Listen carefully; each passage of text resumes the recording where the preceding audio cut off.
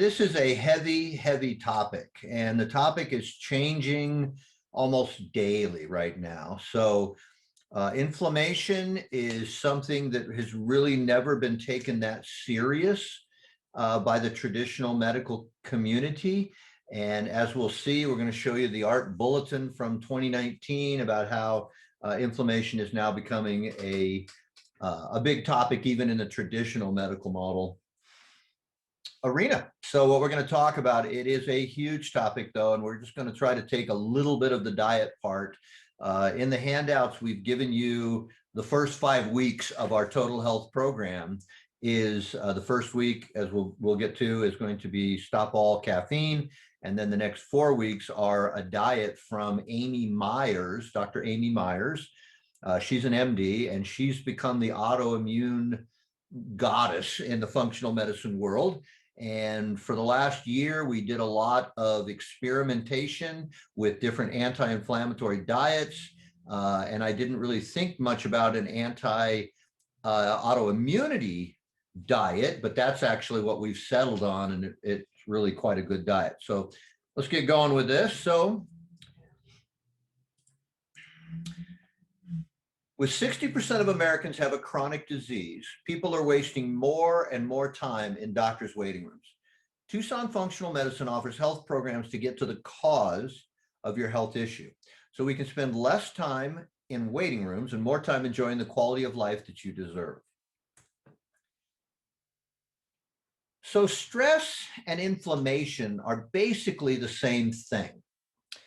So we talk a lot in our total health program about stress, but you can't have stress without having inflammation. You can't have inflammation without having stress. So there's 3 basic ways of getting into stress.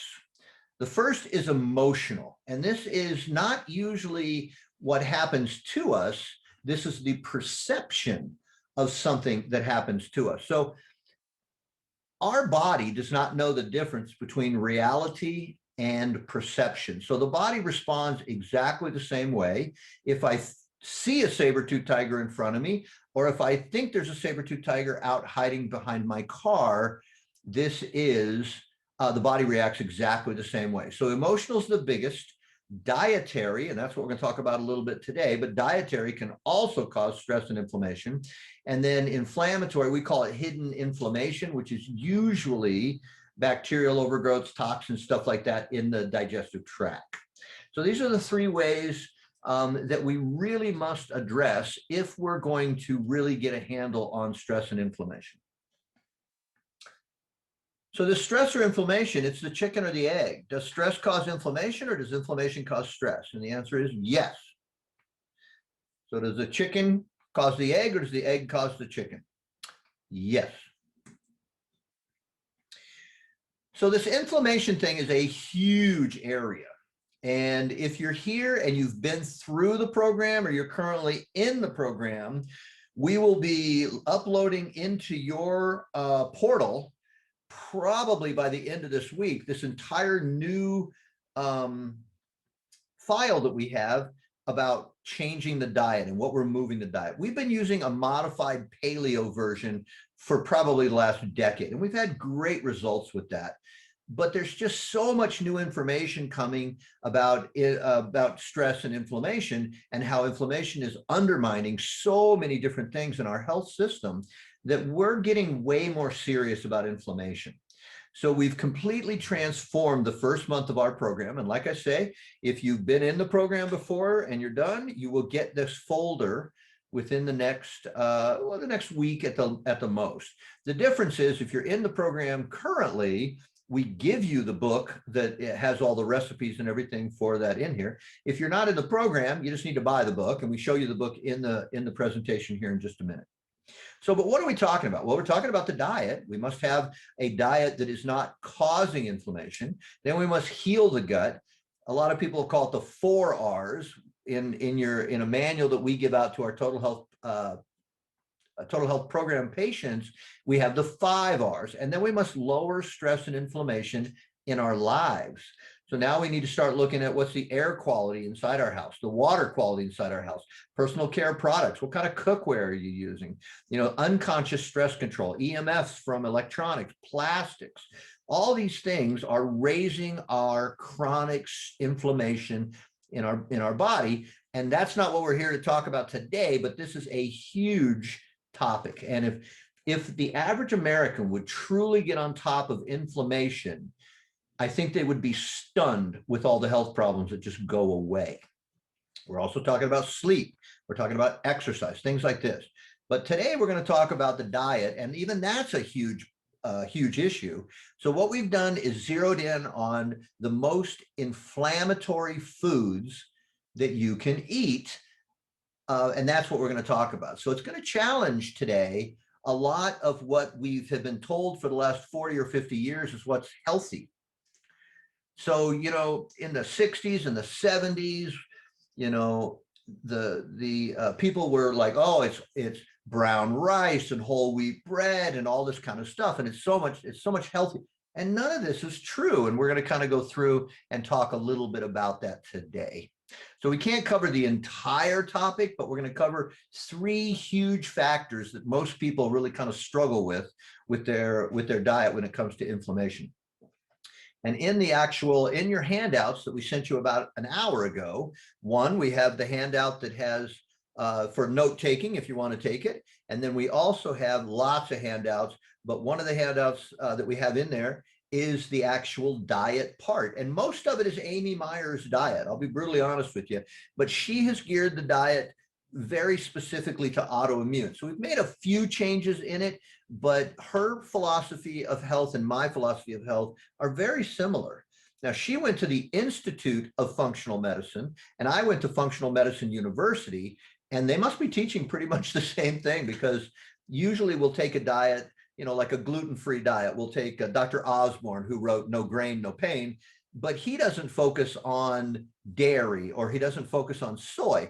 Well, Amy Meyer's, she focuses on all of these things that we focus on too. There's a little bit of a difference, but she's as close as we can get. And the other thing is the menus or the recipes in her book actually taste good. So we tried 16 different anti-inflammation diets and programs to try to find the best diet to reduce inflammation for our patients. And Amy Meyer's. And so we'll show you her book in a second. But what we're going to deal with today is the diet part. We're going to address some of the things that we have been told for decades that are healthy, but are not. That's what we were just talking about. This may be hard to accept, especially if you've got a lot of pride in your diet. We had a guy come in the other day and we looked at his diet diary, and he's eating absolutely no meat at all, but he's eating all these things. And just watching him talk about this, you could see that there was an element of pride that I am doing all these things for my health. And the problem is most of it is what we used to believe, but modern research and everything is beginning to show that this just isn't true. If you want to get to a major source of stress inflammation, you must address the diet. Diet is key, but there's a lot of other things in it. Do you use nonstick cookware? You should never use nonstick cookware. It's one of the most toxic substances, and it also raises inflammation. Huge. So we're actually trying to push people towards what's called carbon steel pans. They give you the same benefits as cast iron, but they're not as heavy. So I guess, and I don't know how all this works, but I guess, you know, the elite chefs in America went to stainless steel cookware, and the elite chefs in Europe use carbon steel cookware. And I'd never even heard of carbon steel. And we have now moved everything in our household to carbon steel. We have a lot of cast iron, but my wife has trouble lifting. They're just too heavy for her. So we've moved to carbon steel. You might take a look at that. What we're going to talk about is an anti-inflammatory diet. So welcome. I am Dr. T. I am the doctor here. I have a doctorate in chiropractic, a doctorate in naturopathic, and I have a certification in functional medicine.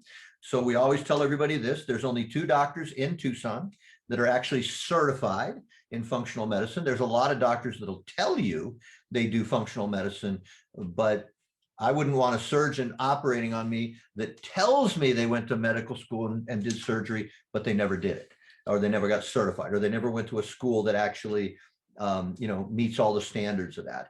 And we don't want to do that with functional medicine either. So remember, the Institute of Functional Medicine is the ones heading up the program at Cleveland Clinic.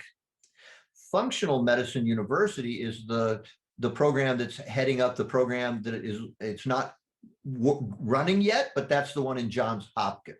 So there's only two schools, Institute of Functional Medicine and Functional Medicine University, that can actually certify doctors. There's a lot of people that will tell you they practice functional medicine, but my first question would always be, if I was you, and where did you get your training in functional medicine? Because you want to make sure that the doctor that you are going to is truly a functional medicine doctor and not a different type of doctor that is just saying it's functional medicine. So this is the AARP Bulletin from November of 2019. You can't totally see the 2019 because our head's in the way, but that's what 2019 is.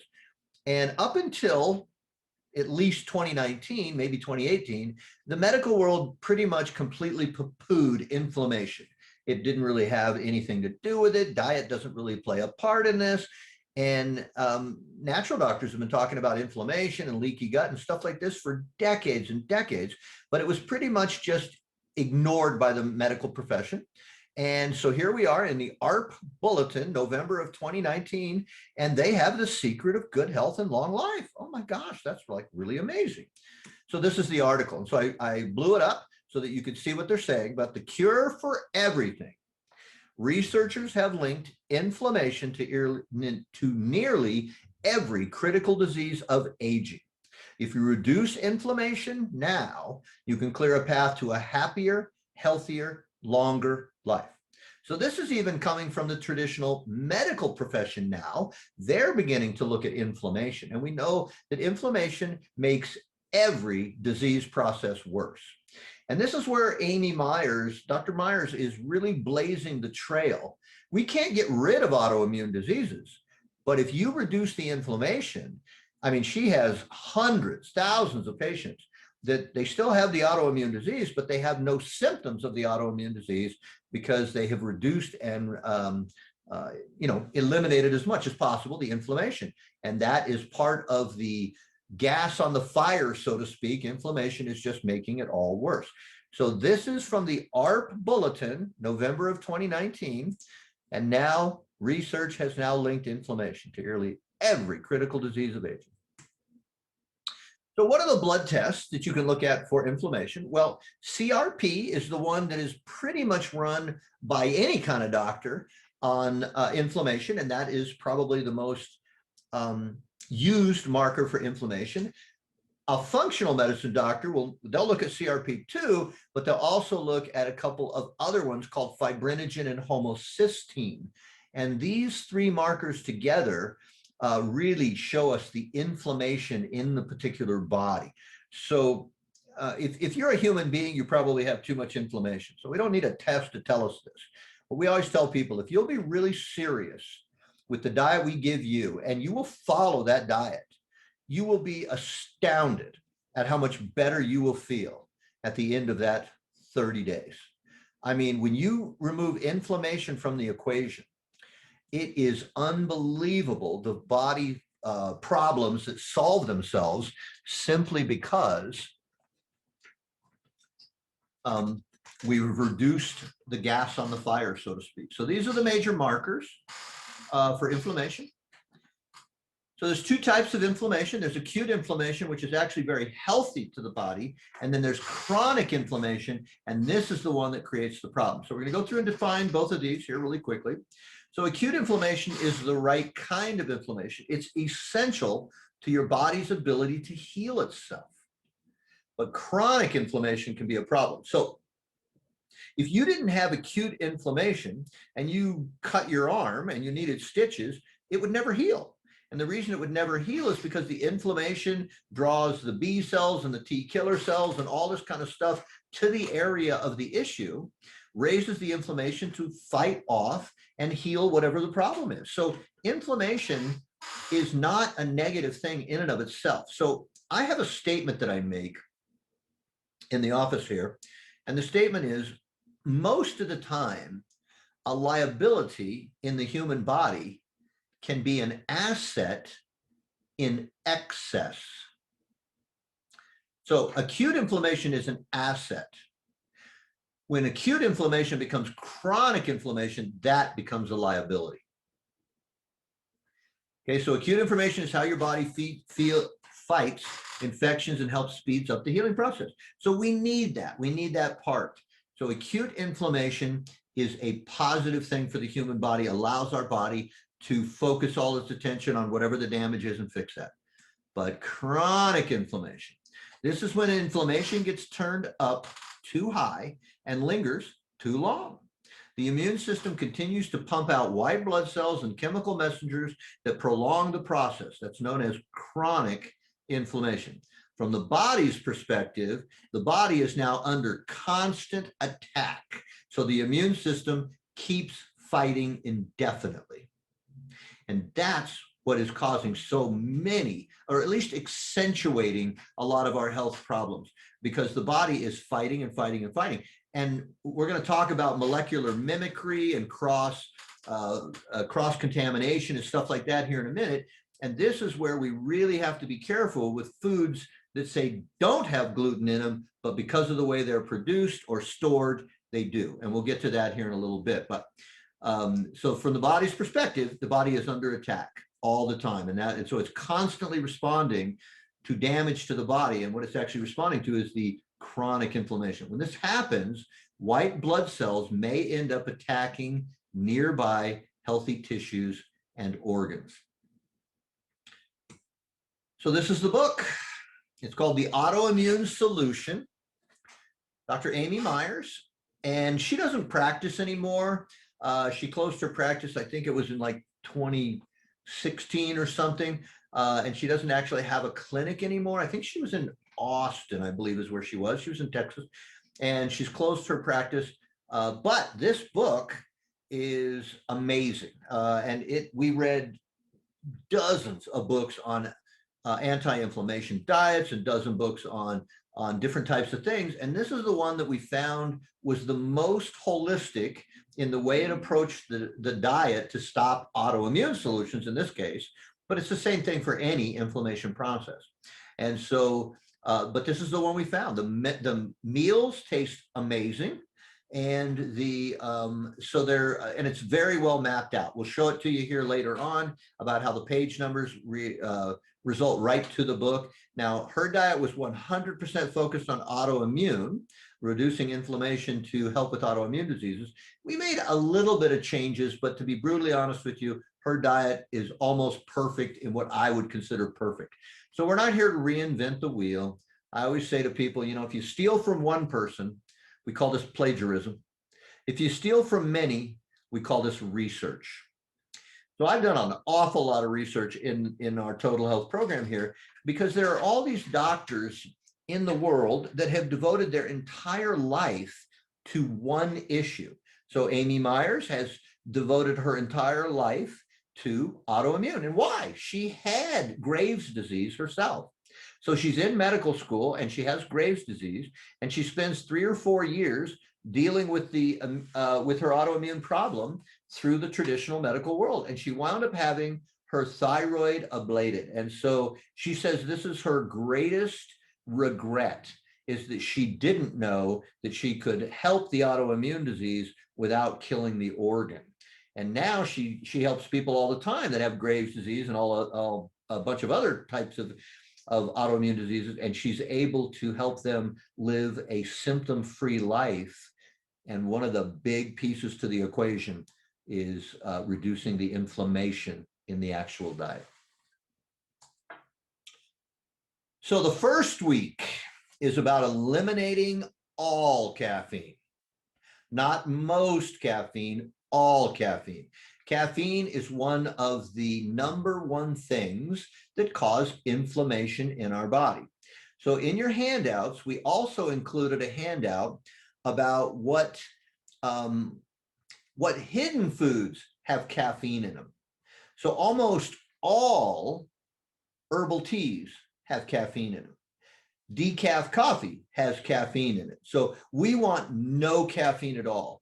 And so in there, we put a couple of different handouts. The one we put the handout that we give for week 1 on how they need to eliminate the caffeine. So it's a bunch of information that's in the PDFs that we sent to you.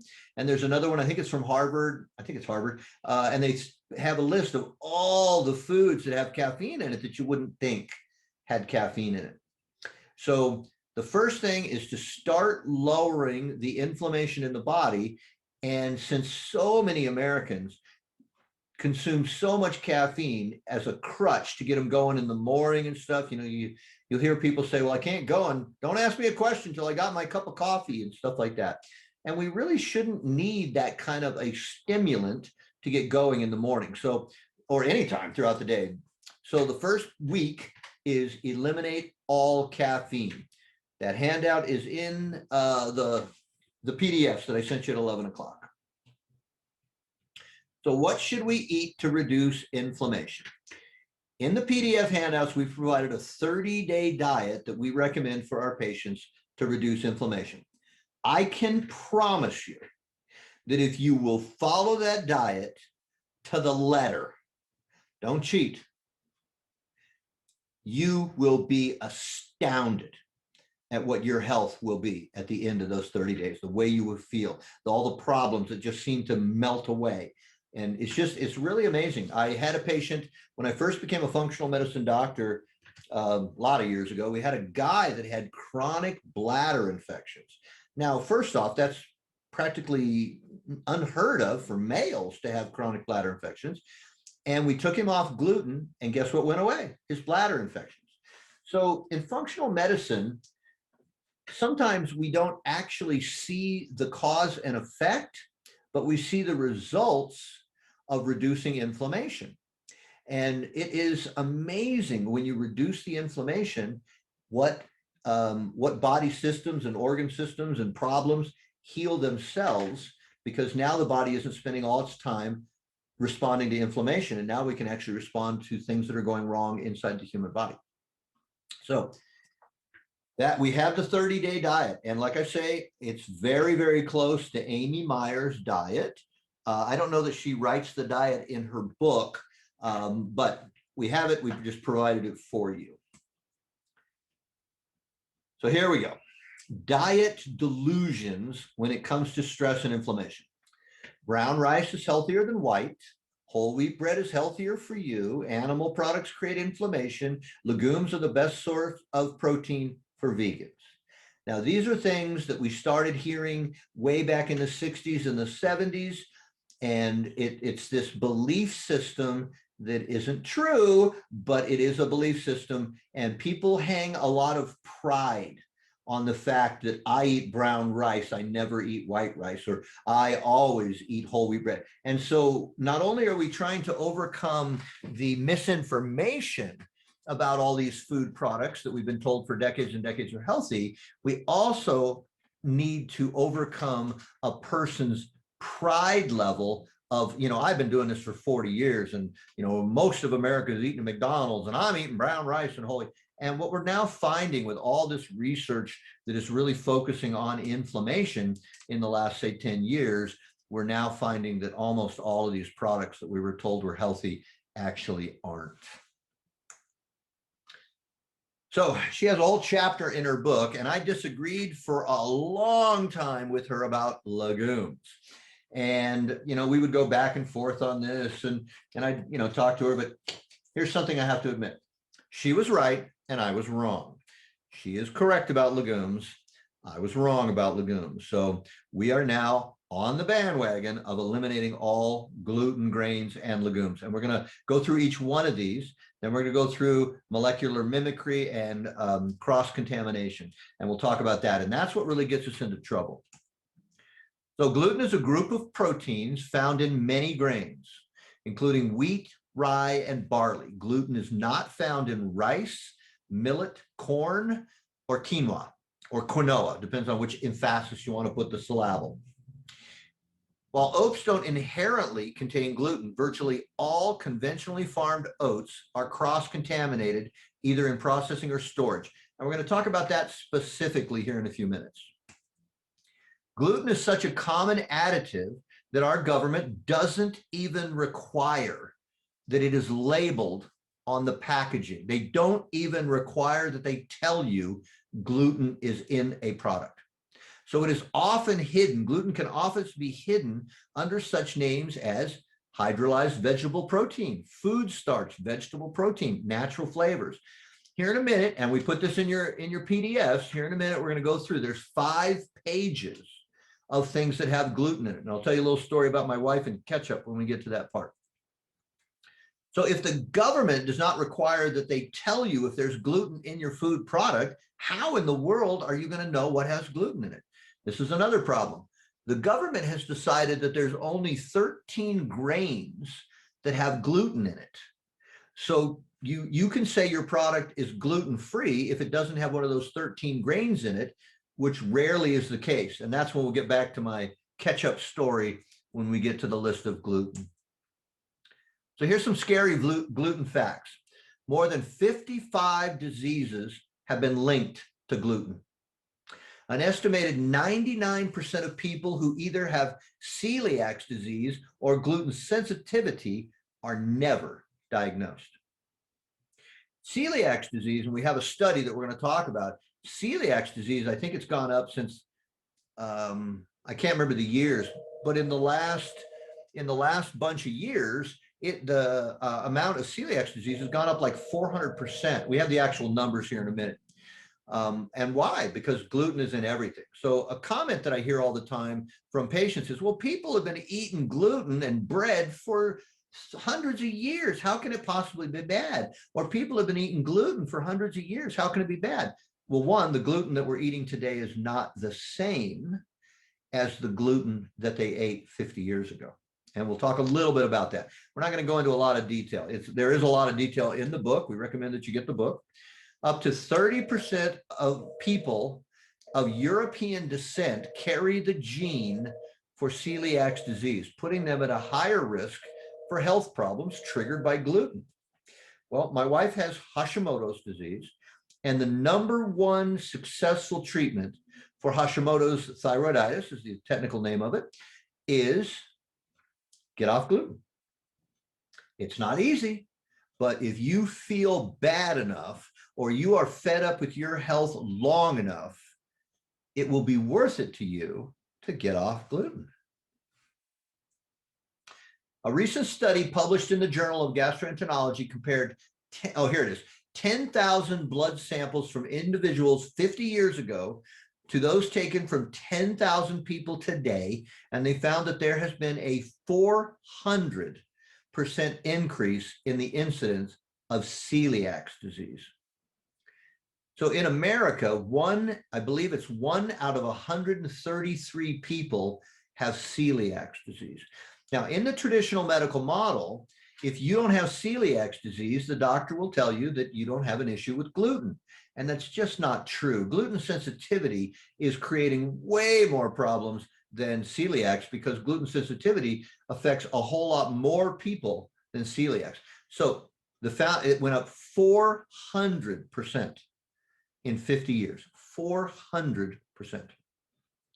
A study conducted from 1969 to 2008 followed 30,000 patients with diagnosed celiac disease and patients that had undiagnosed celiac disease, which was revealed during the study, and people that had gluten sensitivity. And they found that each of the groups had significantly higher mortality rates than participants who were not affected by gluten.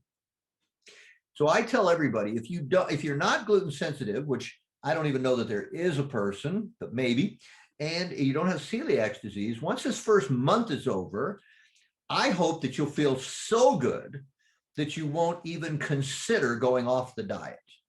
I've been on this diet now for probably about 5 months, and she also has a cookbook, and I bought the cookbook, and the cookbook just has a myriad of other recipes that are also low for lowering inflammation, but they're ones that aren't in the diet that we gave you in your PDFs.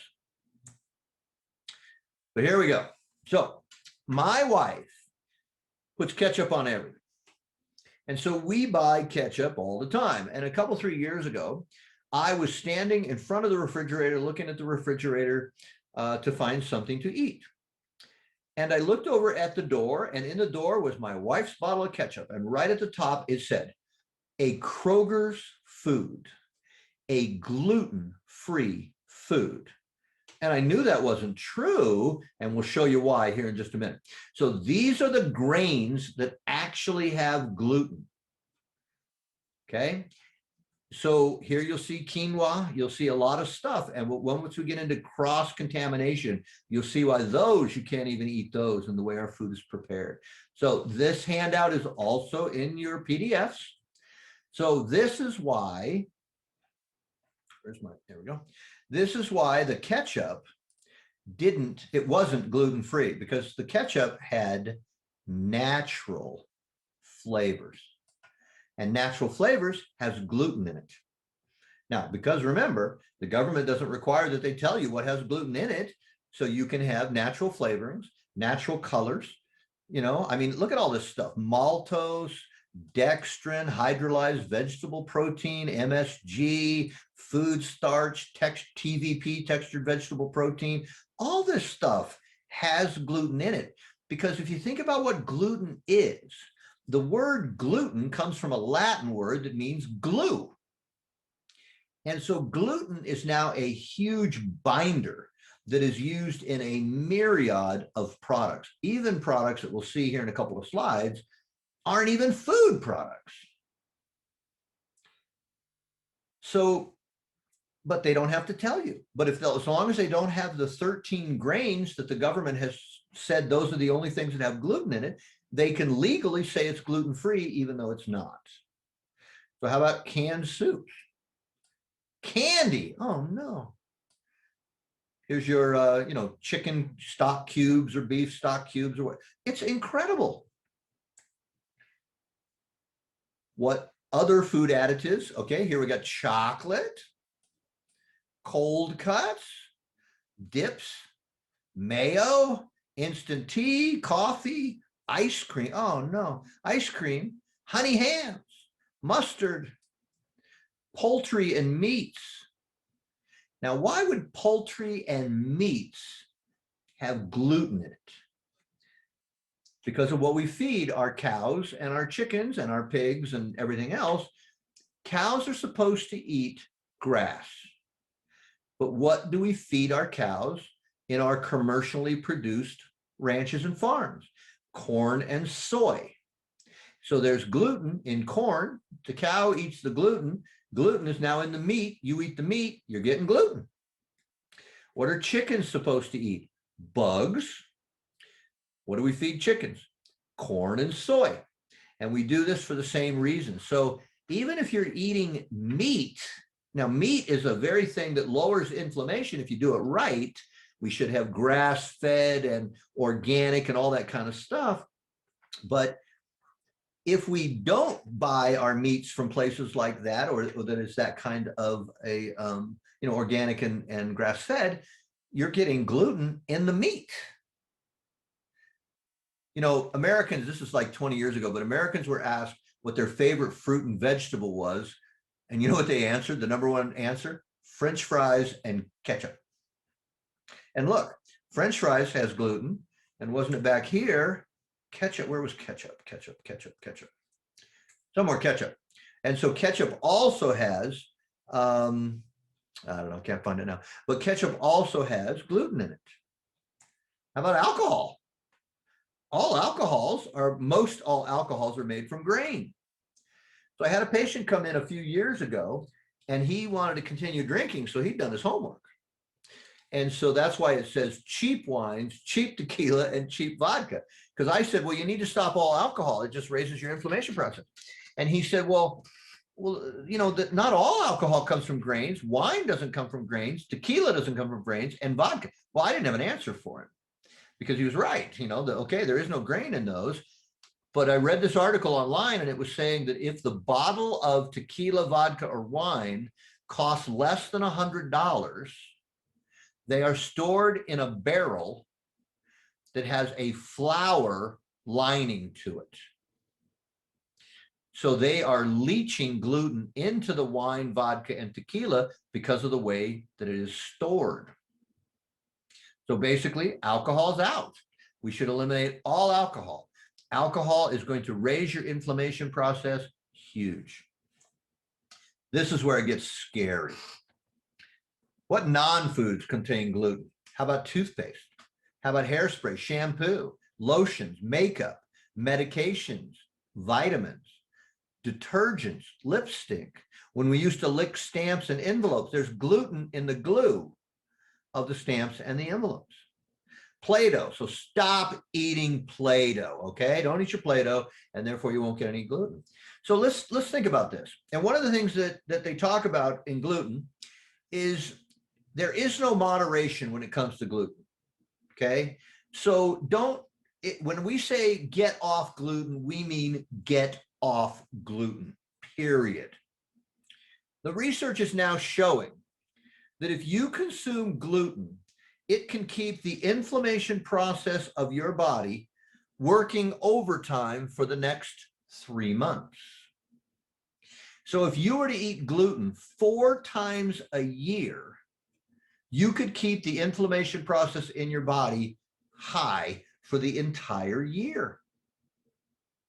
Now, if you put a night moisturizer on your face before you go to bed, you're getting absorption of gluten through your skin all night long.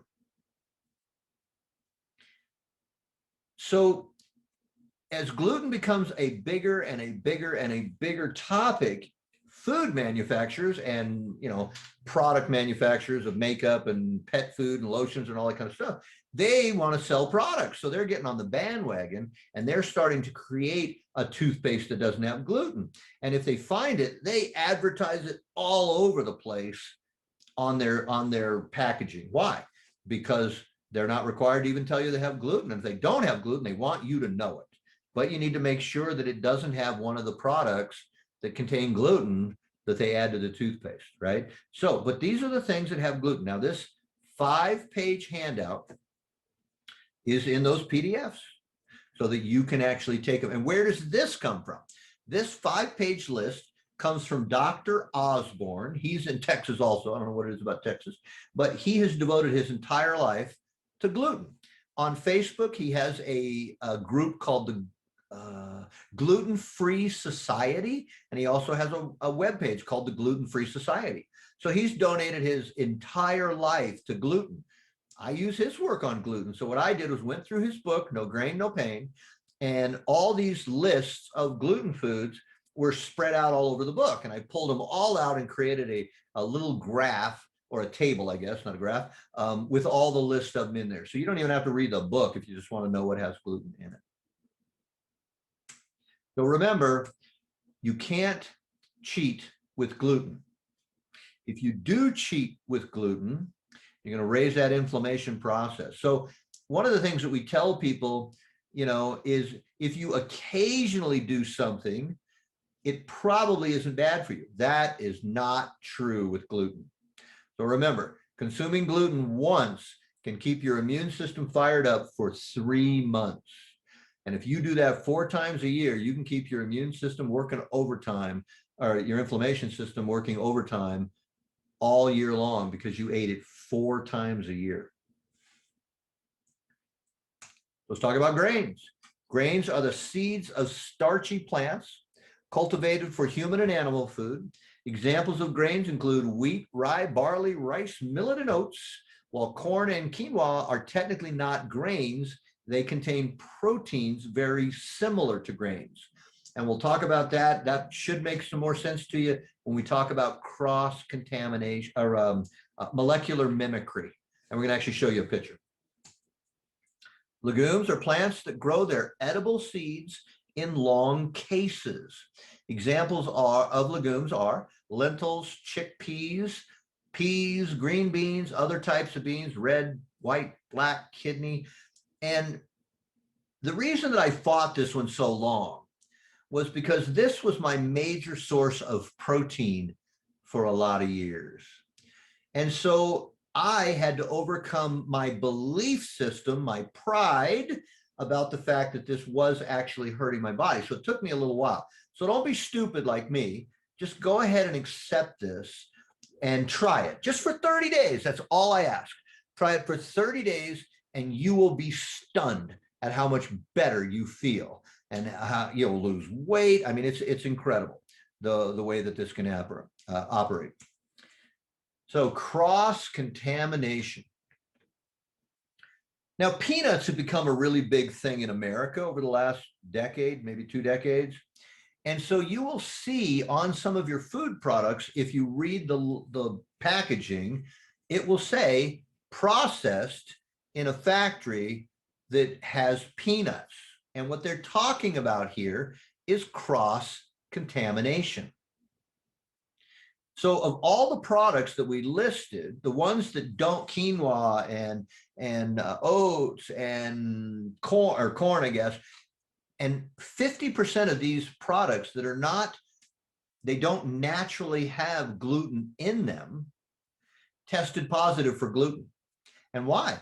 They were either processed in a factory where they process other things that have gluten, and it's getting that cross-contamination because it's running through the same machines that process something that had contaminant or had gluten, and then this product that doesn't have gluten gets processed on the same machine, it gets exposed to gluten, and therefore it now has gluten.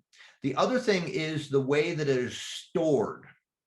So if it is stored where close to other things that have gluten, we also are finding that these things are now testing positive for gluten. So even though a product isn't naturally have gluten in it, like rice, most of the rice test is positive for gluten. So by methods of processing or storage, they're getting exposed to gluten, and that allows them to trigger the same antibodies as the gluten does. This is why, this is what we talked about with the peanuts. So peanuts have become a big thing. And sometimes you'll read on some of the packaging, it will say processed in a facility that processes wheat products. Well, now you know they're processing things that have gluten. And if my product is being processed in that same plant, even though the product that I consume might not inherently have gluten in it, it may because of cross-contamination. I hope that makes sense. Here, we're going to try to quit about 10 minutes before the hour so you can ask some questions, because this does kind of challenge a lot of things that we were taught for decades. Molecular mimicry. Now, molecular mimicry is a phenomenon in which your immune system might actually confuse a part of your own body with a foreign invader. So leaky gut is an example of this. And what is one of the major things that gluten causes in the human body? Leaky gut. And so if you have a leaky gut, let's just take peanuts, since we were talking about peanuts. A piece of peanut that is way larger than it should be is now able to leave the digestive system and go into the blood flow, the vascular system. And that's the superhighway of the body. And what should happen is that peanut should have been small enough to pass through the tight junctions. It gets in the bloodstream. It gets taken to the mitochondria of the cells to be turned into energy.